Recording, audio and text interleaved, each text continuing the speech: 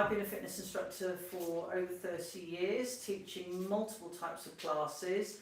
So I'm just going to share with you, I'm just going to put the stopwatch on because I'm not going to be too long so I don't want you to get bored. I'm going to show you some movements that can really help with your posture, but also can help make you feel stronger around your core. So we're going to go down onto our hands and knees, and you'll have to excuse the dogs because they can be a little bit, you can see, around wobbly. And we're going to do something which is really going to help strengthen your back. So if you've got a bad back and you're really struggling with your back, what you need to do is you need to be able to get on your hands and knees, if that's okay, and then you're literally going to work through strengthening the muscles around your back. Nice and easy. So obviously I would assume that you've just done a little bit of a warm-up, and I do have warm-ups on my YouTube channel that you can do, or stretches and stuff. So I just want you to take your one arm and lift it up.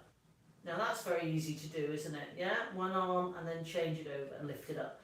But there's something missing here. What we need to do is we need to make sure that we are engaged. Now what is engaged? Engaged means not getting married engaged. It means you pull in through your belly button and you pull in through your pelvic floor. So it's like you're pinching an inch on each. So as you inhale and then you exhale and you come up, you are then engaged through your core, which means the muscles are going to be nice and strong around your core to help with the movement, to stop you being imbalanced, obviously, which is something we don't want to do. Yeah, and it means then the other muscles can slide around the engaged area and move down your back. So shall I tell you why? Why is this hand, lifting this arm, creating a movement down my back? It's allowing my shoulder blade to go down my back and then back down. But at the same time, because I'm on one hand and then I'm lifting the other one up, what it's actually doing is it's working on my balance as well, because I'm having to put the weight on this one. And as I lift my arm up, even though I've engaged through my tummy, my abdominals are working hard, and also as I lift up, my muscles in my spine and around the spine, not in the, well, in the spine you've got the multifidus, which is a tiny little muscle that helps support the spine down the column, but the muscles either side of the spine are contracting as well as the big ones, but we want these smaller, finer tuned muscles to be working. So let's do it again. We inhale, exhale, lift up, inhale down, and exhale up. All the time flowing as slowly as you can. Why do you think we need to go slow? We have to go slow to bring, to allow, well, first of all, to allow the muscle fibres to work slower. So a bit like, can you imagine if you've got a rusty, something that slides like that, that's rusty, yeah? So if we do it slowly, maybe we can slowly get that rust working and just slowly get it going so the sliding filaments work more effectively. So that when you do this movement up here, it's all working far better. And what it does is allows areas of your body, muscles that may have been damaged, muscles that might also not be working very well because you haven't used them, you might be sat at a desk for a long time doing stuff, it allows them to start working. Now why else do we do it slow? We do it slow to allow blood flow to go to that area, to help fire up maybe damaged nerves that help with contraction of those muscles. And then obviously as we're doing this movement here, lifting it up, bringing it down, we're creating strength, stability and mobility through it. So that's the one side. So let's try it with the leg.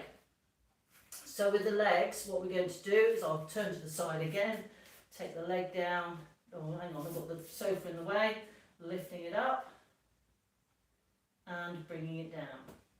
Now there's a couple of things we need to think about again. Have we pulled in through our belly button? Have we pulled in through our pelvic floor? Are our arms nice and straight? We inhale, and as we exhale we lift the leg up as slow as we can and bring it back down. We can change our legs, so we can do the other side. We need to be nice and stable through our arms, so our arms are nice and straight as if they're like girders. Yeah, nice steel girders. We're working on helping stabilise that but strengthen your bum. Inhale, exhale, lift up. Keep your head in line, don't drop it down. We all do it, and I have to remind myself as well. Changing your leg.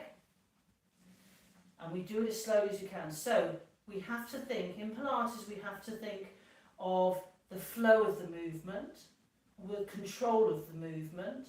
Are we breathing properly? Are we engaged? If we're not engaged, we could be like, no, you know, everything could be sagging. So we're nice and strong. A nice visual for this, we'll change leg again, is to imagine you have a tray of drinks on your back and you don't want to spill any. Bring it down and then take it up. Perfect. Okay, so you can have a little bit of a rest. You just shake out your hands, and then we're going to put both in together now. So what we're looking at is we're going to use opposite arm, opposite leg. And what we're also going to say is, because there's an opposite arm and an opposite leg, there's a diagonal going from your shoulder to your bum. And what we want to do is to bring the shoulder blade in a diagonal towards the bottom as we lift the leg up.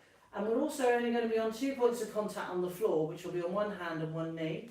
So therefore we're looking at balance as well, stabilising through those muscle groups, and then really building the strength by pulling them in. So imagine that it's like a band and we're trying to bring that band in. So head in line with your spine, pull in through your belly button, pull it all in, inhale, then as you exhale you take right arm, left leg, inhale again, and then as you exhale pull the shoulder down towards the bum and the bum towards the shoulder, inhale, exhale, come down. We have to think about, are we breathing in, exhale up, inhale, exhale, shoulder and bum coming in. Now you can feel like you're going to feel a bit imbalanced as you, to start with, inhale, exhale. Carry on doing that. Think about your tray of drinks on your back. Yeah, coming up, bringing it down, bringing it, taking it up again, that's it, and then down. So your breath, you're engaged by pulling in through your belly button, through your pelvic floor. Inhale, exhale, up. Inhale, exhale, shoulder towards bum. Inhale, exhale, down.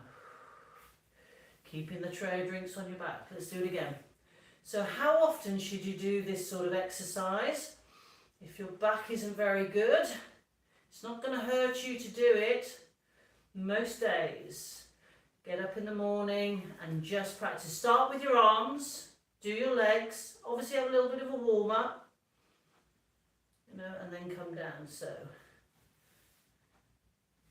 inhale, exhale, perfect. And you can probably spend, like today, you know, maybe 10 minutes doing it. So it's quite easy to revisit this, and or if you get bored of my voice, you'll have a good idea of what you're doing. But what you want to do is see how slow. Let's do some cat-cows. How slowly you can do it. So as your lateral breath, as you inhale and exhale, as you get more used to doing it and your body adapts to it. So if you think about it, we're going to do it again. So as you inhale, then you exhale. The longer your exhale is, the longer the move can do. You inhale, exhale, bringing the shoulder and the bum towards each other. Inhale, and exhale down. So you can take as long as you can. Inhale, exhale, the other side. Inhale, exhale, inhale, exhale down, and then you change it over like so.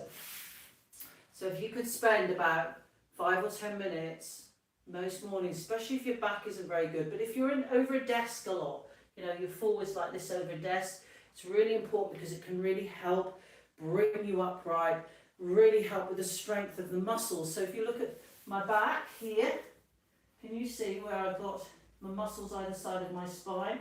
Those are called the erector spinae, and they will help support your spine, but more importantly, help keep you upright and hopefully stop you from being injured. So yeah, enjoy. Hopefully it will help you, those with bad backs. And if you haven't got a bad back, doing that will stop you from getting one as well. Cheers, guys.